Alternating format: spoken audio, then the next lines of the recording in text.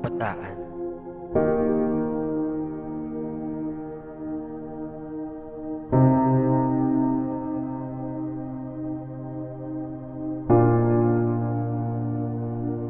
Karapatan.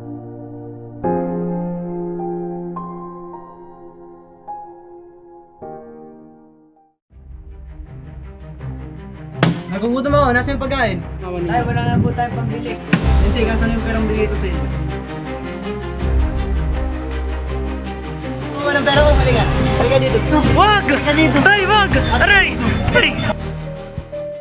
Kabuso sa karapatan nating mga kabataan.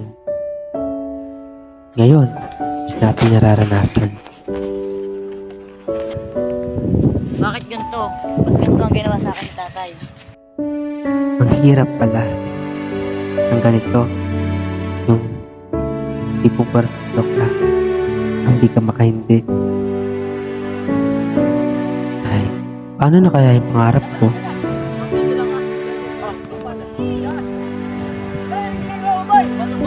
Paano na yung pag-aaral ko?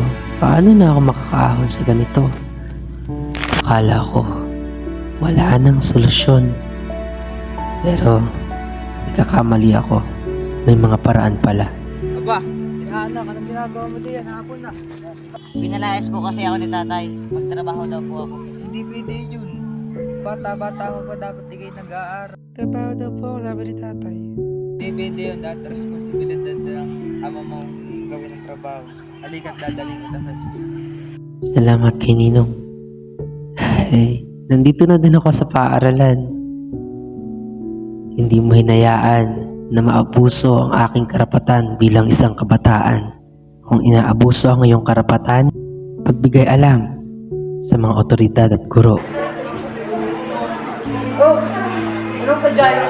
Gusto niya, pwede nag-aaral na kanya kita at nagtatrabaho siya. Diyos ko naman, kaya pala. Matagal ko na yung hinahanap. Halos isang linggo na, ba't wala pa yan? Kaya pala wala yan dito. Ano gagawin natin? Ay, dapat sinagawin lahat dito. Sige, hayaan mo. Re-report kayo sa mga opisyal. Hindi pwedeng ganyan. Dapat ang magulang, ang nagtatrabaho, hindi ang bata. Kawawa naman yung mga kabataan, dapat nag-aaral yung mga yan. Ganun pala.